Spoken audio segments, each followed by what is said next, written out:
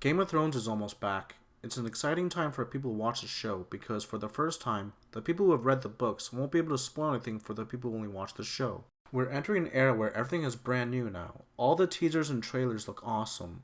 I'm going to break down one of them. Here we go. The first three shots show that some of the Night's Watch are trying to get inside to where Jon's body is kept. Davos, Ghost, and a few brothers who are still loyal to Jon are guarding him. Initially, I thought that maybe they wanted to get to Jon's body so they could burn it before it becomes a white. And Davos is trying to prevent that so Jon can be revived later with some Lord of Light magic. Pretty obvious. But after more thought, it seems like something more is happening. They kept his body around for a while. If they wanted to prevent him from turning, they would have burned him not long after his murder. With Sansa gone, Tywin dead, the Bolton's claim to the north is pretty weak. Back in Season 5, Ramsay told Sansa before her escape that her half-brother Jon was promoted to Lord Commander of the Night's Watch, so Castle Black would seem an obvious place for her to hide out at. I'm thinking maybe Sansa's in the scene as well, but we just don't see her. Maybe she's out of frame. I mean, it's only Davos and a few others, and all of Castle Black is trying to get in there. They have arrows drawn and everything. It seems really excessive. So Ramsay could be heading up to Castle Black in person to get Sansa back and make sure Jon, who is half Stark, is really dead. Next we have Tormund talking about the Long Night. The Long Night is an event where winter lasts for many years and the White Walkers come down and wreck shop. It's basically a bad time for everyone. I personally found the Jon Snow storyline for a few seasons kind of boring, at least compared to the other characters. But with what happened in Season 5, especially the Hardhome episode, and what we see in the trailers for Season 6, I'm looking forward to his story the most because it's going to involve more White Walkers, the main threat for all of Westeros. It's about time the Seven Kingdoms realized that real threat. Next we see Tyrion is filling in for Daenerys, and as expected, it seems like Tyrion is having a hard time ruling in her absence. He has to deal with ongoing terrorist attacks from the Sons of the Harpy, and there's also a new Red Priestess in town, which is probably bad news. I mean, just look at her. Here we see Jaime and the High Sparrow talking about spilling blood. I think Jaime is going to be doing a lot of what Cersei wants this season, because what Jaime wants is to be with Cersei. He's going to do whatever she asks him to do, no matter what it is. Remember Season 5? Hey Jaime, sneak into Dorne on a suicide mission and bring back our daughter, okay? Here we get a look at a dragon. It looks bigger, maybe? We see Daenerys is being held captive by Dothraki. I love Daenerys' storyline in Seasons 1 and 2, but I feel it's kind of slowed down for me since then. She acquired the Unsullied. The next step from there should be to get some ships and then sail back to Westeros. Instead, she stayed in Essos. It could be argued that she wasn't at her full strength yet because the dragons aren't fully grown. But I feel the longer she stays in Essos, more bad things are just going to keep happening to her and prevent her return to Westeros. She's been stuck in Meereen doing a trial run of sorts. She wants to be loved and respected, trying to gain the support from former slaves and former slave masters. But she's a foreign conqueror and she just showed up one day and liberated these cities.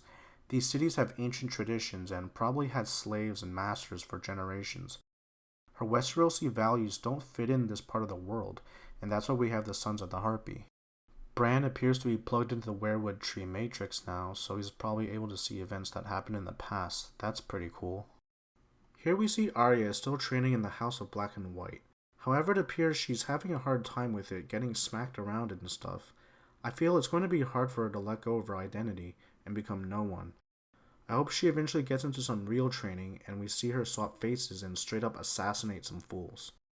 Next we have Sansa, who seems to be wearing some Stark-like clothing. So hopefully she's among Stark supporters. So much bad stuff has happened to the Stark family, and the show lets you know early on that bad things happen to both good and bad people. People don't always get their revenge. And when the show does give you little morsels like Joffrey getting poisoned, you should really savor it. But it's not the same. I really want to see one of the Stark children get some satisfying revenge. Speaking of revenge, we've got Walder Frey and Lannister soldiers in the same place having a good time. I hope he gets his comeuppance for the Red Wedding. Next, we have Jorah Mormont on his quest to find Daenerys. I always wondered what would have happened if Jorah had amputated his arm as soon as he realized he was touched by a stone man. Would he still have the grayscale disease? Poor Marjorie is still locked up. Looks like war is coming to Winterfell again. We've got some flayed men being burned. We see Davos is with Stark soldiers, and Wildlings are also fighting alongside Northern Bannermen. Somehow they all become allies to fight the Boltons. I don't know how this happens, but this looks awesome. I think we all want House Bolton to be obliterated off the face of the planet. Here we get a glimpse of Euron Greyjoy. He's a badass pirate, so I'm assuming he's there to help with the Greyjoy Rebellion. Jaime, Brienne, and Pod are in the Riverlands. You can tell it's the Riverlands from the Tully Trout banners. Jaime's in the Riverlands to deal with the last of the Stark supporters, I think. I'm interested to see if Jaime and Brienne meet, and if they do, will they still be homies? Because Jaime is all brainwashed by Cersei. This scene looks amazing. Look at that guy's face. We know it's a flashback because we see Kingsguard wearing Targaryen-styled armor. We don't know if this scene will be just added in at the beginning of an episode like the Maggie the Frog one, or will it be done through Bran, who is plugged into the Weirwood Tree Matrix? We'll just have to wait and see. Some more flashbacks. Maybe Kingslayer Jaime stabbing Mad King Aerys? The trailer ends with Tyrion down in the catacombs looking for the dragons. They were chained and kept down there because Daenerys herself could barely control them. Tyrion has to have a very good reason to be down there.